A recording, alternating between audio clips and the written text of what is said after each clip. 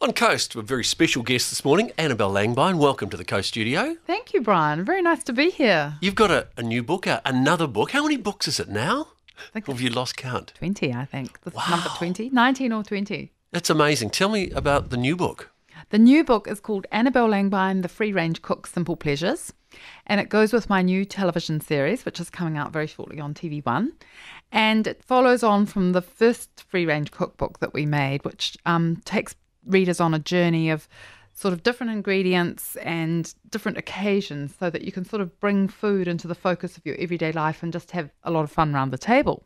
And that first series was a huge success, even worldwide, not just in New Zealand, but worldwide, I believe. No, it's been, I think we're in 83 territories now. Which is amazing. So it is, it's very exciting. Does that mean you actually have to spend a lot of time out of New Zealand as well? More and more. I've just had a month in Europe and I'm going back to have another month in October. And that's just what, promoting the book? Launching? In fact, my Dutch publishers just sent me a lovely little film of which we've put up on our Facebook page of me for my launch in Amsterdam, and I had to bicycle to this restaurant, my own little pop-up restaurant, which was very funny. They had high-heeled shoes on. It was a really cobbly street, and I was thinking, am I going to fall off? Luckily, I didn't. I had all the cameras rolling. I can just see the bread poking out of the basket and everything like that as well. Exactly. No, it was charming. And then I'm going back in October, and I've got a big launch in Germany, and I'm doing a show at the Frankfurt Book Fair, so that's kind of a whole new thing for me. A show. In English, I take it. In English. I could have done it in Spanish or French, but I've got the German tapes by my bed and they're still sitting there unopened. Wow. So the cookbooks have obviously been translated into their languages. Yes. The whole free range thing has taken off just maybe since that series started. Do you find that? Well, I think that was a really interesting thing for me because I've always kind of been a free-range cook in the sense of a sensibility about being free-spirited and also wanting to have, reasonably fresh, healthy, very fresh, healthy, outdoorsy lifestyle and ingredients. And so it all came together for me under the name free-range rather than wanting to say this is healthy food or this is organic food or this is, free-range is a very nice word that I think embraces a lot of things that around being a New Zealander as well, because we are kind of quite free-spirited people. I mean, people now more and more are supporting the markets, those Saturday... And they want to know what's in season when and that right now in the beginning of spring, we're not going to have strawberries yet, or we might in a couple of weeks, but we're not going to have stone fruit yet, so then that's coming in from overseas. So then it will have been, those plants will have been bred for, or those trees will have been bred for long life fruit, rather than flavour. Yeah. And people are more and more, I think, seeking flavour and wanting, the natural really flavours. Taste, yeah. Yes, absolutely, as opposed to all the ingredients and added ingredients and things like that. Yeah. And so, in amongst all that, writing books, travelling, you've got family as well. I mean, how do you manage it all? The jiggle-jaggle. Well, yes. I think I was very lucky, first of all, to marry the man that I married because I've got a fantastic partner who was, really involved when we had our kids and helping bring them up. So we kind of shared the load a lot that way. And I didn't actually embark on this whole television side of my life until my kids were older and just about to leave home because I knew it would be really intense.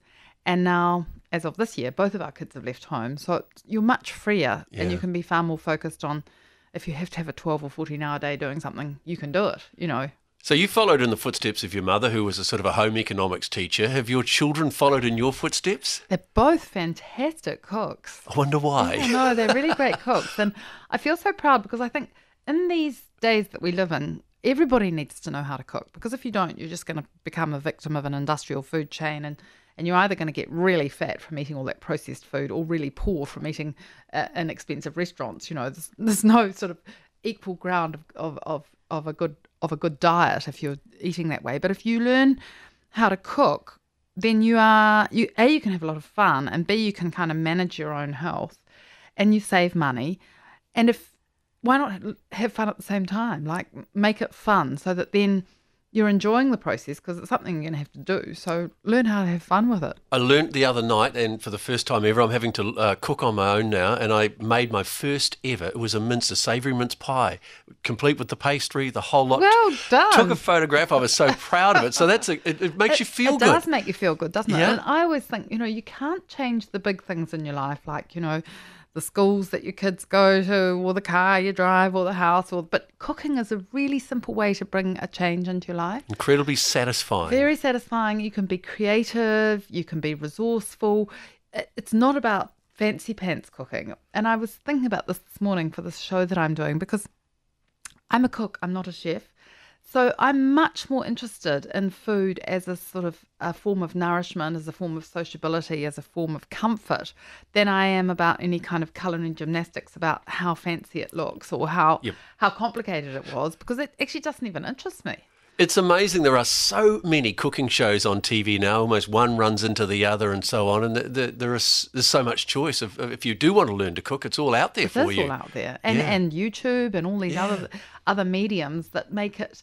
You know, I think I'm a very visual learner, and I'm a very kinesthetic learner. You know, if you give me a handbook or a manual, I'll just whoop, out the window, but like Eddie Izzard, you know, Control Alt Delete. I'm opposite. So you have to go by the recipes bit by bit by bit. That's a confidence I think that's thing. why I write a very good recipe, because Right. I get very frustrated when I read a recipe and I can't work out where I am in the roadmap or what I'm supposed to be doing.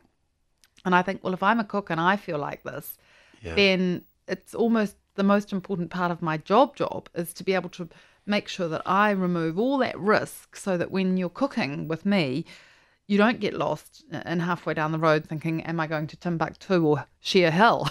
And the thing is, you're also using New Zealand ingredients that people can get from the markets or the supermarkets or whatever. And I think that also comes back to being a home cook, because it's really about resourcefulness and flexibility. And you'll see a lot with me, I have things called fridge fixings, which are, you know, once you've made, we just did a show on the radio and people rang up and said, oh, we love your chili jam recipe. And I have these things that I make, and then people can use them in so many different ways. And I'll give you a few suggestions and quite a lot of recipes to use them with, but then everyone can go off on their own tangent. And I think that's what's so great about cooking, because I might have written the recipe for you, but once you've got it, it's yours, you know, and you can just have a lot of fun with it. All the best for the new book, Annabel. Thanks for joining so much, us. Brian. Thank you.